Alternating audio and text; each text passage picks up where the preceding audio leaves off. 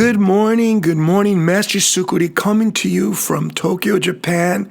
I'm so happy to be here and say welcome to episode 27 of the Mestre Vibes podcast. We are on fire.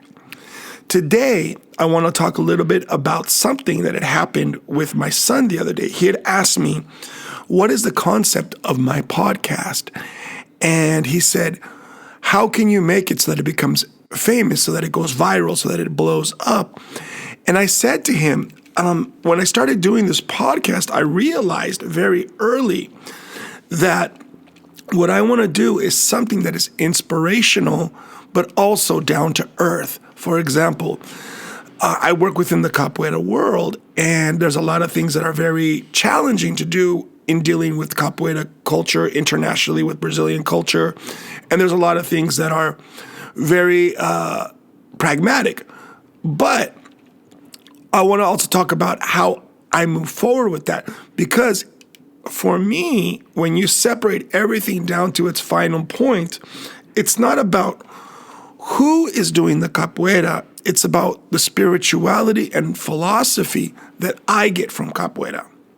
It's a personal investment into my own spirituality. If we think about the levels of the roda, right? Like I always say, there's 6 rodas within each roda.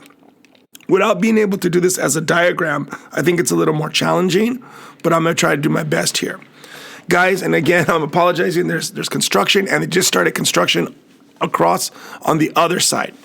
So when we play capoeira, I teach my students that there are 6 basic rodas or circles within the capoeira game. These circles are the physical, and the physical rodas because they relate to the distance between you and your partner. And it's funny because when I say partner in English, it sounds so strange because when I started learning capoeira, the mestres back in the day used to use the word adversario, right? It's your adversario, your adversary, the person you're against. It's just funny, it just popped into my head. But so the first roda is basically a 3-meter roda. That's when you're in the Jenga position and you have to cross one distance to be inside of the distance to hit the person or to touch the person. So physical distance. The second roda is a 2-meter roda where you only have to do a kick and you can hit the person. And then the 1-meter roda is a distance where you're both in the same place, and it's where mostly the rasteiras, the cotoveladas, the cabeçadas, the bundaleles, the vingativas, and the entradas and the derrubadas, take place. Then there's 3 levels that go up, down. The first level is at the level of the ginga, everything that you're doing when you're ginga, meia de frente, queixada, all this stuff. Then there's the lower level below the waist, which is the level of negativas, things that you do, closer to the floor. And then finally, of course, the above level where your feet come off the ground. Like au or a mortal, a backflip or a cartwheel or a no-handed cartwheel, au simão. All these things are parafus, jumping, spinning kicks. These are all things at that level. And your ability to be a good capoeirista is to play within that kind of like 6-level cylinder, 3 meters to 2 meters to 1 meters to up, to down, to back, to forward, to the side, escape left, escape right. This is really important so people understand the concept of how they should move around the roda. For me, this also represents something very spiritual and philosophical in capoeira for me. That 1-meter roda where I'm jingaing, is my spiritual center. It's where I exist as myself in the capoeira philosophy, in the capoeira spirituality, in the capoeira world. I am me, Mestre Sukuri, which is a representation of Arturo Ureña Hamlets, who plays capoeira for many years. So my identity, it's like a stage name, of course, and something that I personify. And it has become part of who I am, while at the same time, it is a public persona. Now, In that 1 meter roda is where I develop my own spirituality and my own understanding of what I want to do and how I jinga in life, how I move around, right? Jinga is the back and forth movement of capoeira. And when my son asked, what is the goal of that? The goal of my podcast is to share those aspects with all of you, the good, the bad, the ugly, right? Everything that I experience as a master of capoeira is something I'd like to share with all of you that I feel will also affect other people on their own paths in their own arts. I don't know if you do boxing, jiu-jitsu, if you're just a person listening to this and want something positive to hear. I'm always going to be positive. So to my son's second point is like, well, why don't you, he goes, what would it take to be, really popular podcaster? And I said, I think honestly, from what I see in this generation, and I don't mean younger people, I mean in this age, in the 2020s, you have to be critical and negative of other people while making yourself look like you've solved all the problems in the world. Like you're the only one with the key to truth. It's impossible for somebody to be like that, to be all-encompassing and all-knowing and all correct. And I'm never going to try to say that. I'm just going to say, hey, look, these are the results of my experiences and of my logical thinking, or at least I hope what I'm logically thinking as, right, as I'm processing things. So although I do say things that are very sometimes direct, I never do anything with being spiteful or based like, oh, every single person is like that. I make general assumptions, and these are things so that I can clearly communicate my point better. So I told my son, I'm not really into like just slamming people. Like, for example, we were looking at TikTok together the other day just for fun, and you're going through your feed, and of course, at my age as a foreigner in English, TikTok has the algorithm probably to show me things about people talking negative about Japan. And I'm looking at these things, and people might have been here for 20 years, but just listening to them, you can tell they don't really have a cultural understanding of Japan. They just think just because you live somewhere for 20 years doesn't mean you understand it. There is a process in a culturalization, in understanding a culture better. And this comes a lot, of course, because this is what I've always done, is understand culture and study it and analyze and see how it works. Just because you live in a country for 20 years doesn't mean you understand the culture. Just because you did capoeira for 20 years doesn't mean you understand the culture. The person who can really talk about these things is nobody. You can only speak about your own personal experiences, or in something that's very rare in capoeira culture, something you've researched, right? In capoeira, we almost never get anything that's been researched. It's so rare, but it is what it is. If you think about the level of research versus the level of how many people are involved in capoeira, it's astronomical. And I told my son, look, if I really wanted to blow up, I could do an Instagram or a TikTok or a YouTube channel where I'm just slamming Japan with like a very stern, I know everything, 52, what do they call it, a mansplaining, or just explaining for my thing. But I really don't want to be a person who wants to bring that kind of, because I would have to wake up every day and think about something negative to add to the world, something that other people want to feel good about, that other people are more miserable than them, like more, oh, that's right, this is like this, and blah, blah, blah, blah. And I feel there's enough negativity and challenges in life to need to have one more person adding to that. So I'm going to keep my podcast as it is moving forward and talking about the things that are most important to me, and hopefully they can relate to how you guys do things.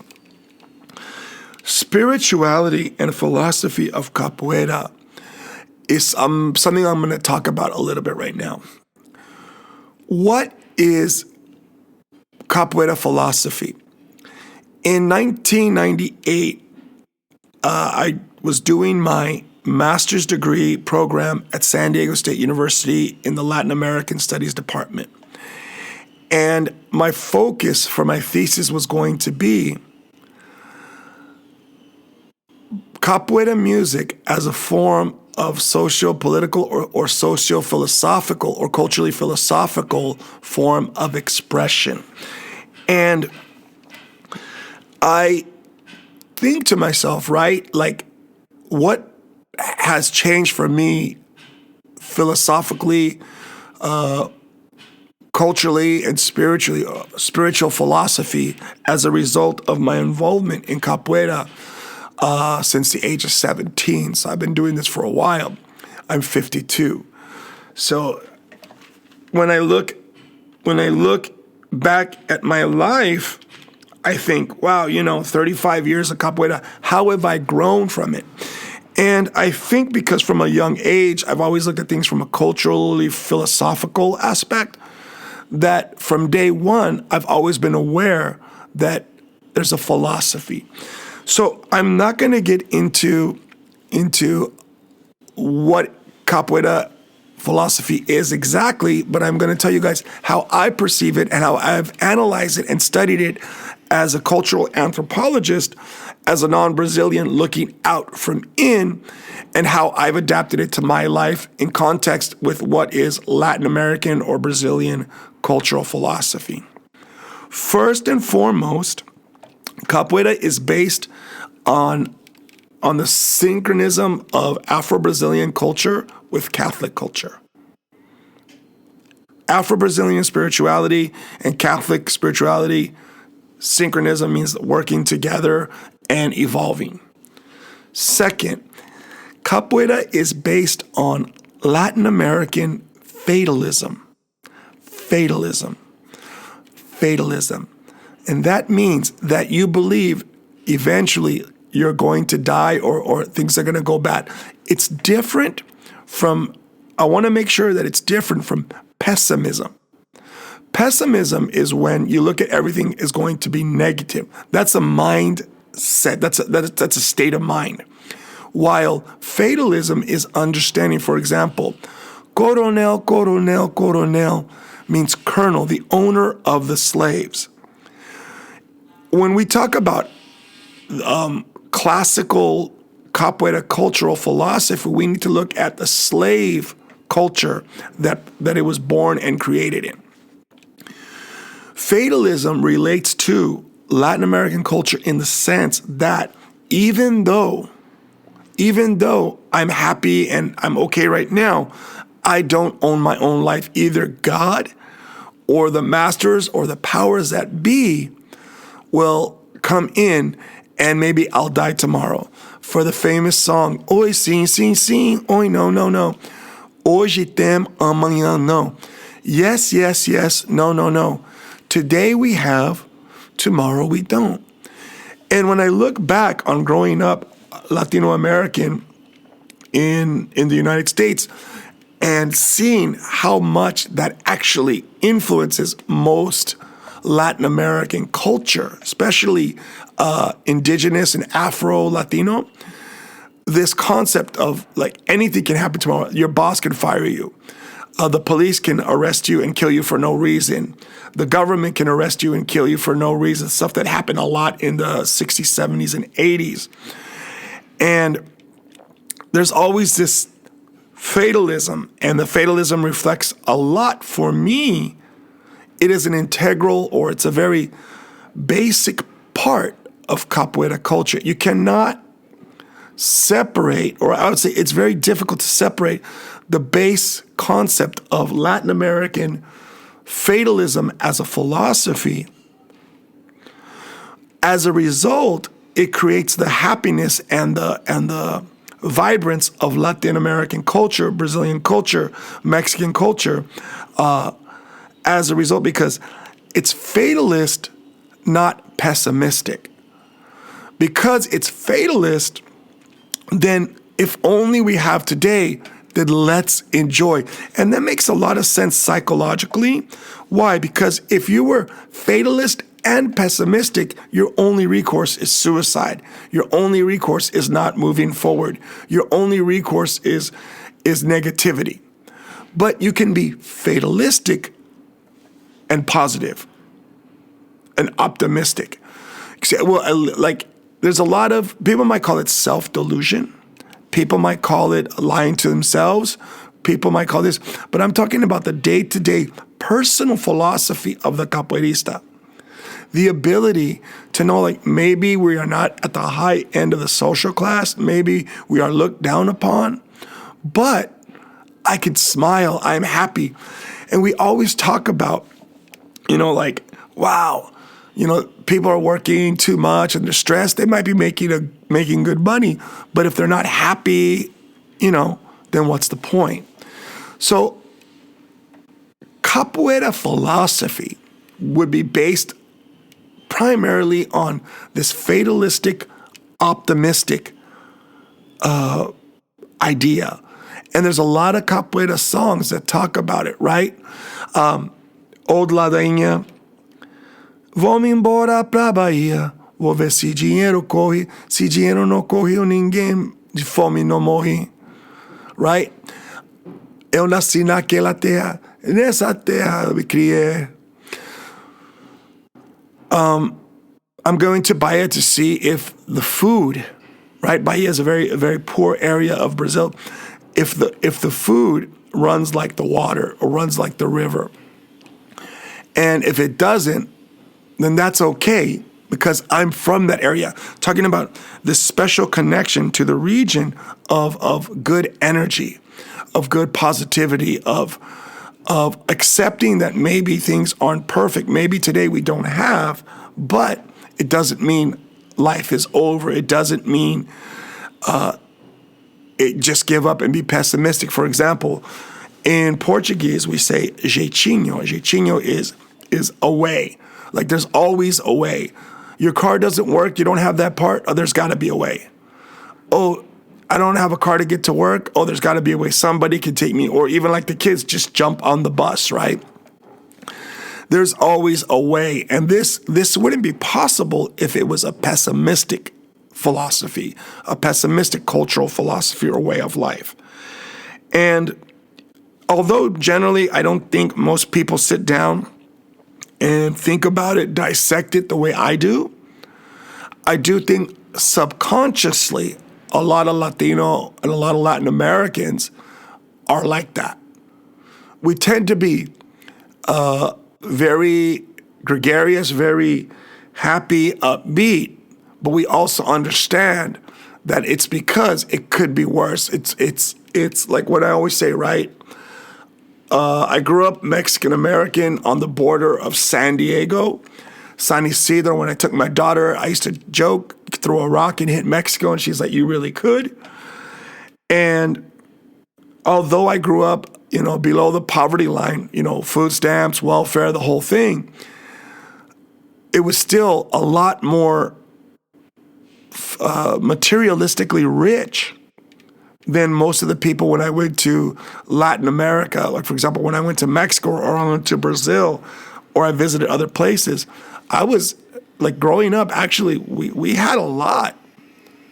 We had a lot more than a lot of people had in other countries. And that, for me, has created this spirituality of capoeira as a form of spiritual philosophy of, I understand the fatalism and I still have that aspect in my life. But when I read the lyrics of capoeira, especially the old school ones, I'm always able to reflect and draw positive energy to move forward. With each ladainha, which each capoeira song, it's a prayer, but it's also a reflection and a mantra of spiritual philosophy. And it's something that keeps me going. Guys, let's keep it good. Let's keep it positive. Let's keep it real. Mestre Sukuri coming to you from Tokyo, Japan. Have a fantastic day. Lots of love, lots of peace, lots of capoeira.